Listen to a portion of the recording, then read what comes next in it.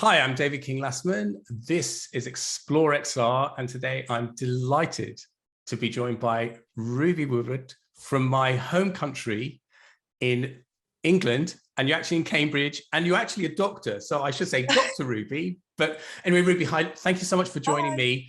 And thanks for having me. Why don't you start by telling us a little bit about yourself, who you are, what you've done, where you're at?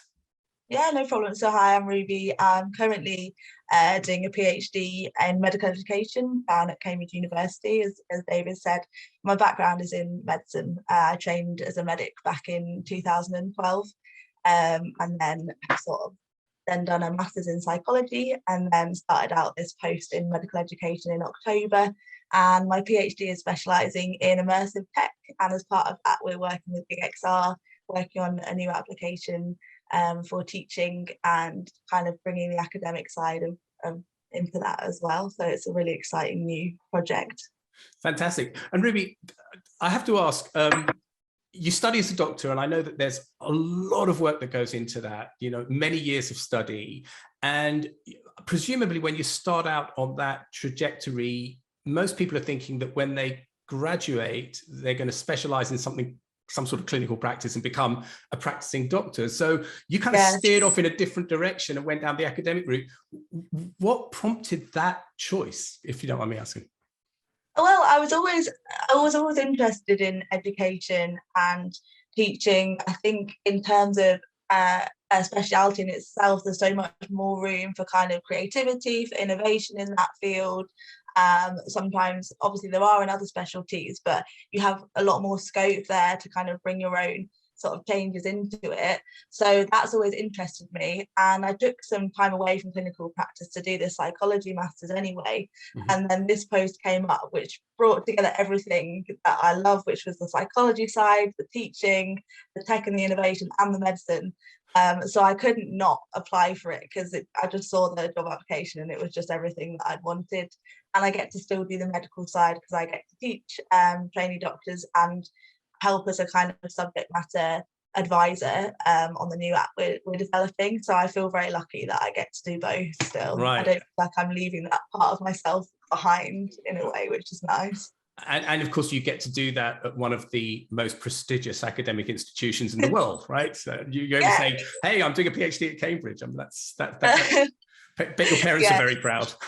Yeah, no, they are. It's still very surreal. I think I've only been here, how many months? Oh, it's been, no, over 6 months now. Right. And it still feels very surreal that I'm actually here. I still feel like someone's going to turn around and say it was all a joke or something. But I'm slowly settling into it. So, no, it's nice. Fantastic. Well, you know, we love your enthusiasm. Long may it continue. So let's talk a little bit about the PhD. It's highly interdisciplinary, right? And I know that it's split between a bunch of entities. So you've got the Cambridge University Faculty of Education, the hospitals, and of course, GigXR. So could you talk a little bit about each of these kind of units, these departments, and how you see them connecting during the course of the PhD? Yes, no, exactly as you say, it is quite a unique post in the fact that it's across these three disciplines, and as you say, they're all interconnected. So I work down at Addenbrooke's Hospital, which is part of Cambridge University Hospitals, and there they've got a high fidelity simulation centre. So that's sort of electronic mannequins that give physiological feedback and things. And I teach medics and sometimes nursing trainees down there, and kind of help run and facilitate those courses. And that's really, really useful in looking at what's already out there in the way of simulation. I often speak to trainees in between kind of scenarios and ask them about how they find the experience, what they want and what they like and don't like. And it gives me a really good idea of kind of what works and what doesn't work so well. And then I work down at the Faculty of Education, which is a more kind of academic side of things. And there we've been looking at educational theory and learning science and using that to not only inform how I teach, but the work with GigXR. And in the third part is the work with yourselves. And I'm kind of the medic advisor on this new application that we're developing and offer the medical advice, review animations and see how accurate they are, review kind of sound clips and see how well they compare. and also try and bring in that learning science side to inform the scenarios and ensure they're kind of evidence-based in a way, because I think that's extremely important when it comes down to it, really. Cool. And let's talk a bit about simulation. In your own studies, of course, simulation would have played a very important role. Yeah. Obviously, we're at this very interesting point where technology is moving incredibly quickly, and it's shaping the way that we undertake simulation exercises. And it's what we're doing today is probably going to be very different to what we're doing a year or 2 or 3 years from now. But when you think about healthcare training and simulation as it applies to that, what do most people think simulation is today?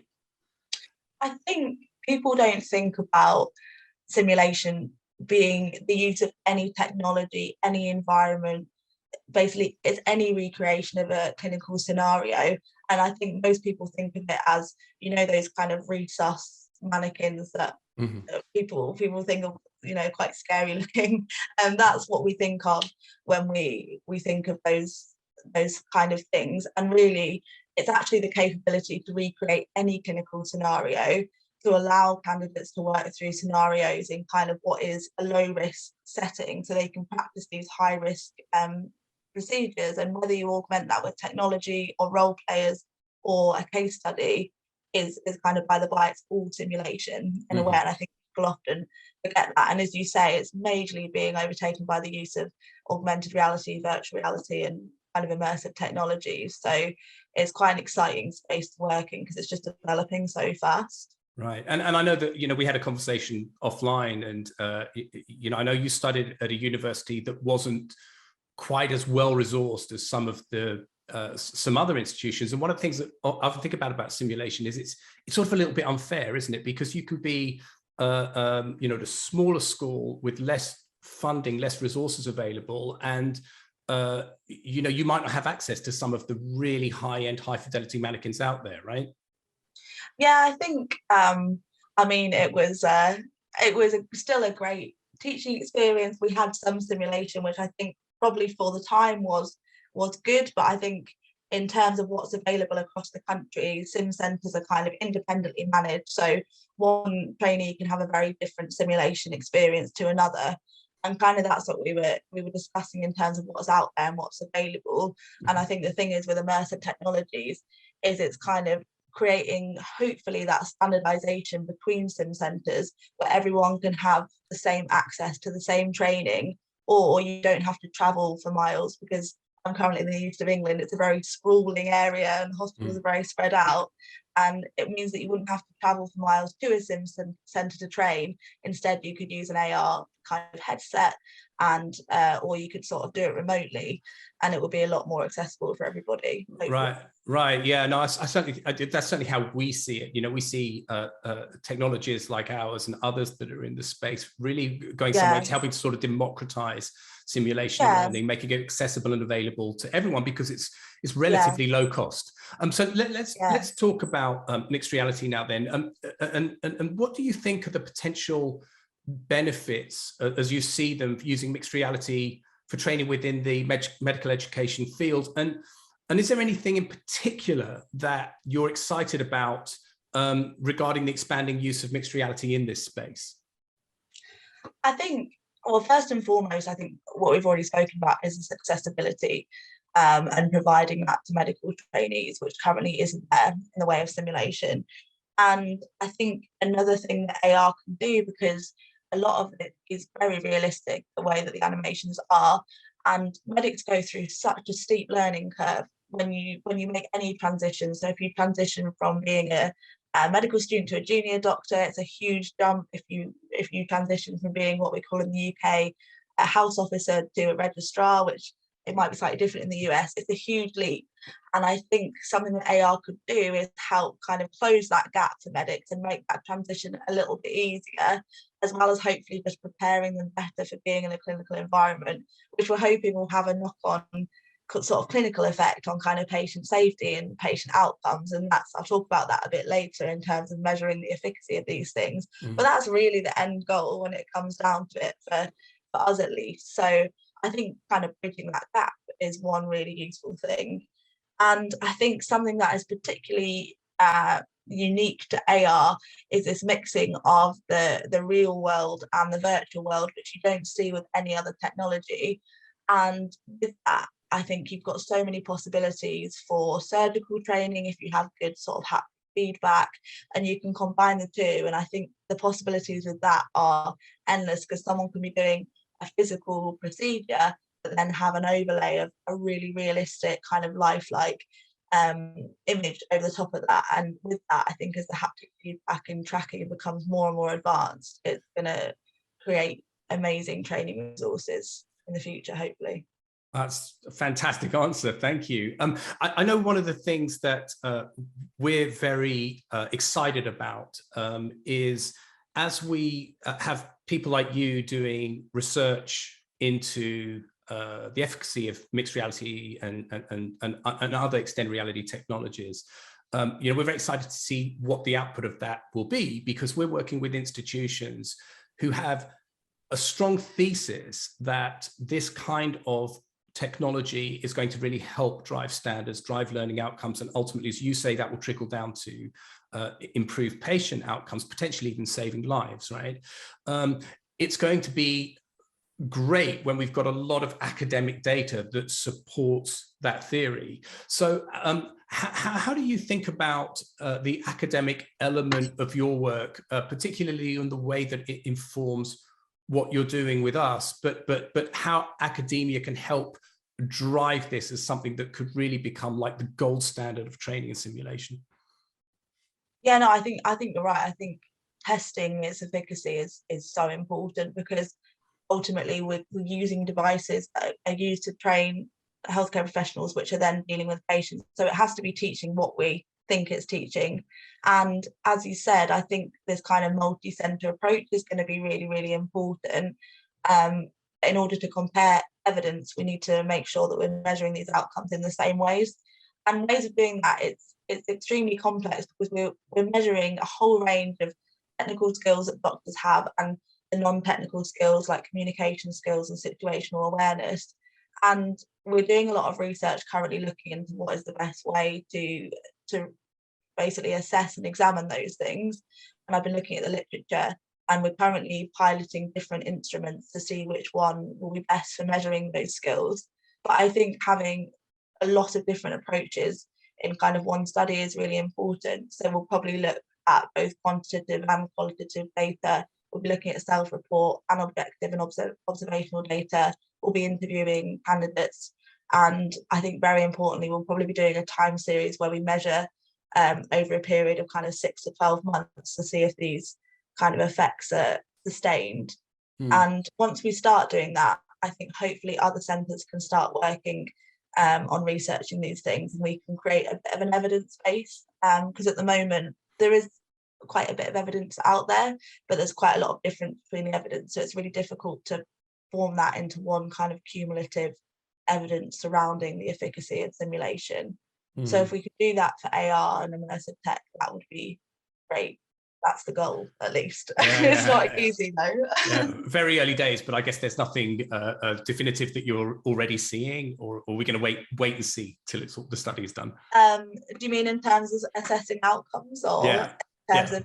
I mean, it's a difficult question. I think there's a bit of a move towards experimental research, which is kind of comparing two groups and keeping them kind of tightly controlled and seeing what's out there, and that's one of sort of a really good way for assessing kind of an instructional method, whether it's AR or high fidelity. And I think a move towards something like that would be great. But as I say, I think a mixture is going to be important, because from what I've seen, also getting student feedback is really important, because they respond to different types of technology in ways that you just don't always expect, and in ways that you don't see yourself in a way. It's interesting. You kind of hinted at this in your previous answer, but when we think about medicine, it's science driven, isn't it? It's like, I've got to learn how to do a procedure, and I have to learn how to do that procedure well, and that's what we focus our training on when we're training doctors and nurses. But that social element is so important, that bedside manner, the empathy, the communication skills that you talked about. I'm curious to think about whether you think about mixed reality as being a tool for helping to train those things which are sort of more difficult to measure, right? We don't assess a trainee doctor on their ability to communicate well with the patient, right? But it's a really big part of their job. How do you think about that when we think about mixed reality? Yeah, so I think there's a lot of skills that can be tested. I think often when we talk about non-technical skills, we think about communication, and I think that can be tested in a number of ways. Even seeing how a student interacts with a mannequin is sometimes really telling, and you can learn a lot from that. And the student can occasionally listen back to what they've said or what they've done and think about how they might be able to do that differently. But also within that skills, it comes teamwork, it comes how well you hand over, it comes your situational awareness and your decision making. Mm-hmm. And there's no reason why all of that can't be tested in kind of a sort of augmented reality situations, because it's to do with how well you use that content knowledge that you've got and use it to kind of come to diagnoses, to choose investigations, and to manage the whole situation. And how we assess that is something that we're looking into, because it's complex and it's a whole range of kind of different skills. But there's no reason why AR can't train and test in that, hopefully preparing people a bit better. Sure. And you know, if we can demonstrate that there is efficacy here, then I could see it being sort of baked into the curriculum, baked into the way that we do things, that mixed reality becomes an essential part of the way that we train doctors, in much the same way that high fidelity mannequins are. So let's talk a little bit about how you plan on using your work to assess the efficacy and the impact of novel mixed reality technologies within medical education. And why is the evaluation of new devices, which I know you think deeply about, why is that so important? Yeah, no, I think, as I said, like we're using these devices to teach a skill that is very important, is going to have an impact upon ultimately patient safety, but also doctor well-being. Doctors and nurses need to be trained properly in order to make sure that they, are, doing their job in a way that they want to, and have that kind of resilience. So it's really important. And also these, we've hinted at the fact that AR is maybe less resource heavy than sort of high fidelity mannequins, but there's still time, resources, money going into these things, and we need to make sure that they're working as we kind of expect them to. And kind of, as I said earlier, we're planning on doing a series of studies where we compare AR simulation with high fidelity simulation and more traditional classroom based teaching, and create a kind of tightly controlled experimental study, so we can just look at outcomes in terms of the instructional method, and look at whether one is better than the other. I mean, even if one is as good as the other, we know that there are lots of benefits of AR, like the cost and the accessibility. So even that would be, I think, a great finding, because it's saying this is as good, but it's more accessible, so we can, use it to teach a wider number, and it can complement maybe other teaching methods as well. So that's the kind of end goal of our study, at least. Okay, that's that's super exciting, and like I said, I wish I could just sort of fast forward and get those results. So that we can say, it works. I mean, academia, unfortunately, I think a lot of academics wish they had that kind of fast forward button, but unfortunately these things are, they do take some time, but I think once you get the evidence, it is really rewarding. But there are just a few hoops to jump through to get there. Yeah, of course. Hence the PhD being a lot of years. Yeah. And hopefully, the result of all of this is that the studies that's being done at Cambridge, studies that we know are being done at other institutions, that these all come together and really shape the way that we incorporate mixed reality into healthcare training, and create, what I like to call the gold standard of training, that is, has mixed reality driving that forward. So let's think ahead. Let's be forward looking, since we've we're already thinking that way right now. But you know, where do you think the future of mixed reality is heading within medical education? I think, well, I mean, I think first off, it's not even just confined to teaching and training. I think, you know, we have kind of a large body called Health Education England, and they're really focused on immersive tech. Just because there's been such a increase in its use and its sort of development over time and its accessibility. So they have set out a load of different aims for its use, and that's kind of including like planning, training, recruitment, assessment, loads of different areas. So I think it can even go beyond medical education in the future. And I think what I hinted at kind of earlier, I think this overlay with really accurate haptic feedback could be the mainstay of where augmented reality is going. And with that, we could have very accessible and quite novel and precise surgical training. And even in some places, they're thinking about using it for things like surgical planning, and whereby we can kind of use an overlay to plan different treatments and things. And whilst that is possibly a further way off, because the accuracy and the haptics will have to be absolutely perfect for that, I don't see why AR couldn't be used for that in the future and directly contribute to patient care as well. And then in terms of accessibility, you know, I've spoken with GigXR, whether that be a kind of global accessibility, and we kind of roll out AR training in areas that maybe don't have resources to build sim centres, and then from there we could train remotely. That would be amazing a few years down the line or so. I know that's something that I'm very passionate about, that I'm hoping that the technology that we're building, that other companies are building, will be able to help drive those kind of standards in you know, underserved communities. Is that something that is part, do you think, of you know, the way Cambridge thinks about their role and responsibility as one of the leading medical institutions in the world? They already work with overseas communities and so on?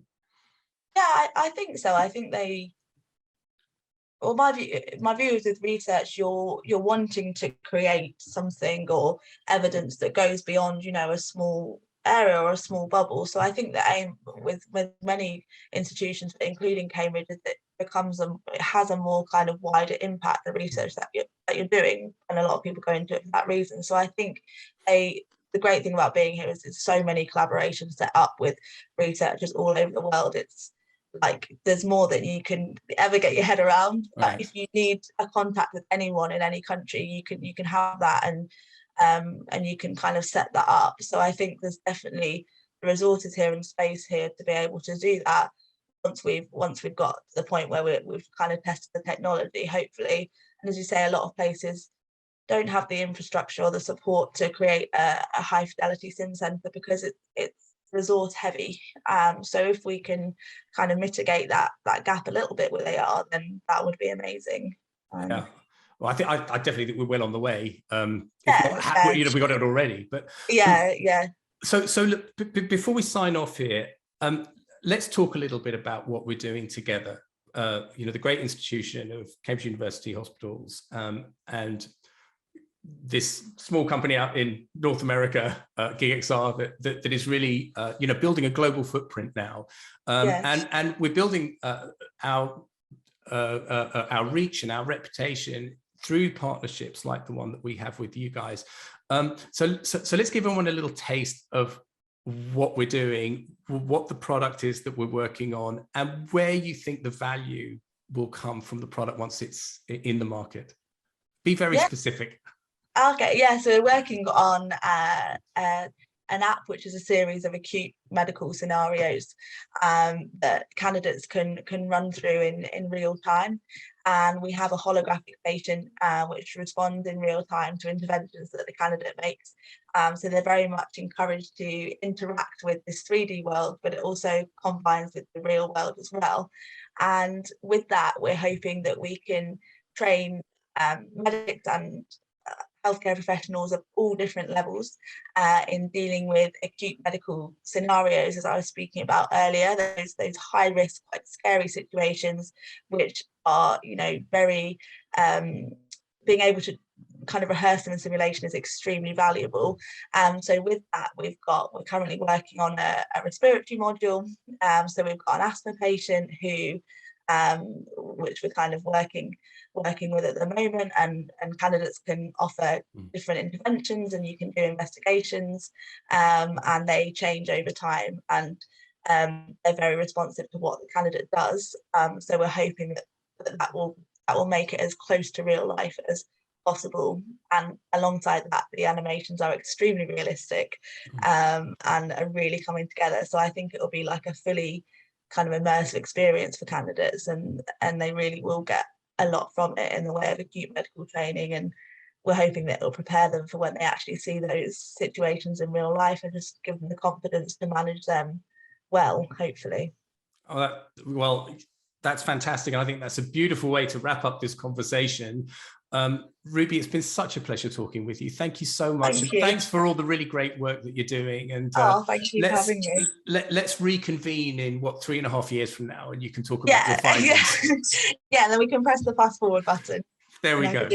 Excellent. Thanks, Ruby. I'm David King-Lassman. This is ExploreXR. Have a great day.